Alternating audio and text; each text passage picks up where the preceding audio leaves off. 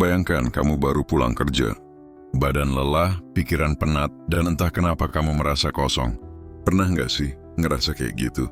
Bukan karena kamu nggak bersyukur, tapi ada ruang kosong di dalam diri yang nggak bisa diisi cuma dengan tidur atau scroll medsos. Halo, aku di sini bukan sebagai motivator, bukan juga sebagai orang yang udah sukses. Aku cuma seseorang yang lagi belajar dan ingin bertumbuh. Dan kamu? Kalau kamu klik video ini, mari kita mulai hari ini untuk berubah. Channel ini, mulai hari ini, bukan soal kata-kata indah, tapi tentang keberanian untuk berubah. Pelan-pelan tapi jalan. Aku mau cerita sedikit. Dulu setelah kerja seharian, yang kulakukan cuma rebahan. Scroll Instagram, buka TikTok, makan terus tidur. Rutinitas yang katanya healing, tapi nggak benar-benar menyembuhkan. Rasanya kayak hidup di mode autopilot. Dan dari luar mungkin terlihat normal, tapi di dalam hampa. Pernah aku tanya ke diri sendiri, ini hidup yang aku mau? Kok ya cuma gini-gini aja? Waktu jalan terus, tapi aku ngerasa nggak berkembang.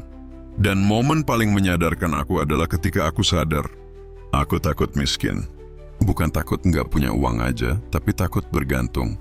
Takut nggak bisa bantu keluarga. Takut gagal. Kadang kita takut ngingetin pasangan. Takut dibilang egois. Takut salah. Bahkan takut bersuara. Aku juga ngerasa gitu. Tapi kamu tahu nggak? Takut itu wajar. Yang bahaya itu, kalau kita jadi berhenti bergerak gara-gara takut. Aku pernah baca dari Brené Brown, seorang penulis dan peneliti soal keberanian dan kerentanan. Dia bilang, kamu bisa pilih keberanian atau kenyamanan, tapi kamu nggak bisa dapat dua-duanya dalam waktu yang sama. Dan itu benar banget. Setiap perubahan selalu nggak nyaman. Tapi justru dari ketidaknyamanan itu kita tumbuh. Pernah dengar istilah manifesting? Banyak yang bilang, kalau kamu percaya sesuatu dengan sungguh-sungguh, maka semesta akan bantu mewujudkannya. Tapi apa itu beneran bisa? Manifesting itu sebenarnya proses menyelaraskan pikiran, perasaan, dan tindakan kita ke arah yang kita inginkan.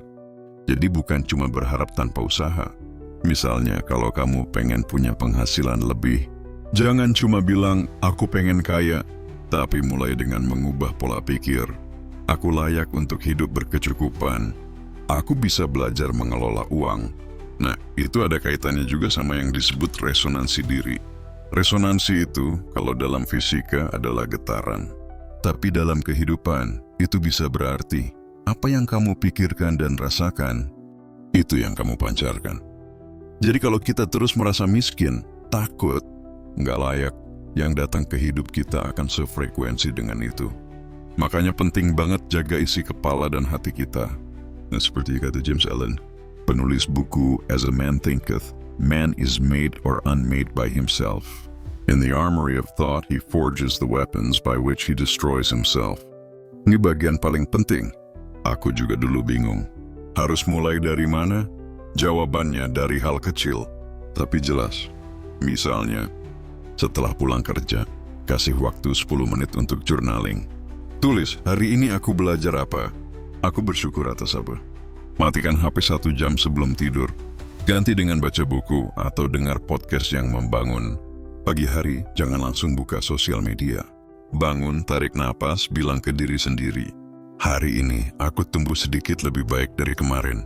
Kalau kamu Kristen seperti aku, buka Alkitab, baca 1 ayat aja. Misalnya Filipi 4:6-7. Janganlah hendaknya kamu khawatir tentang apapun juga, tetapi nyatakanlah dalam segala hal keinginanmu kepada Tuhan, dalam doa dan permohonan dengan ucapan syukur. Dan ya, kita harus belajar mengelola rasa takut soal uang. Takut itu kadang karena kita nggak tahu mau kemana. Coba deh tanya ke diri sendiri, apa sih yang bikin aku takut? Kurangnya? Atau nggak punya arah?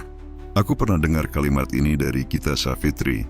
Rezeki itu bukan soal ditunggu, tapi disiapkan ruangnya.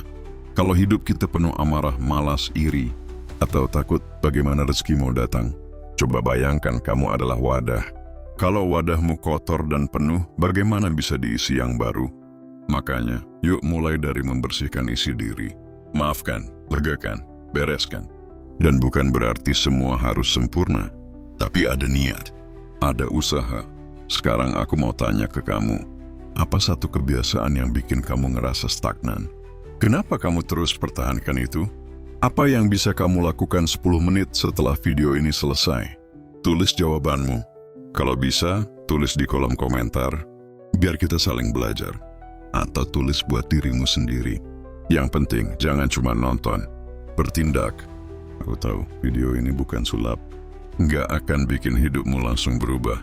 Tapi kalau kamu nonton sampai sini, artinya ada bagian dari dirimu yang siap tumbuh. Mari bareng-bareng mulai hari ini, kita jadi manusia yang lebih sadar, lebih tenang, dan lebih bertumbuh. Nggak usah buru-buru, tapi jangan berhenti.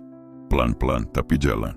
Bareng aku dan bareng semua yang ada di channel ini. Jangan lupa subscribe kalau kamu merasa ini bisa bantu kamu. Dan tulis di komentar, aku mau berubah. Mulai hari ini. Sampai ketemu di video berikutnya. Jangan takut, kamu nggak sendiri.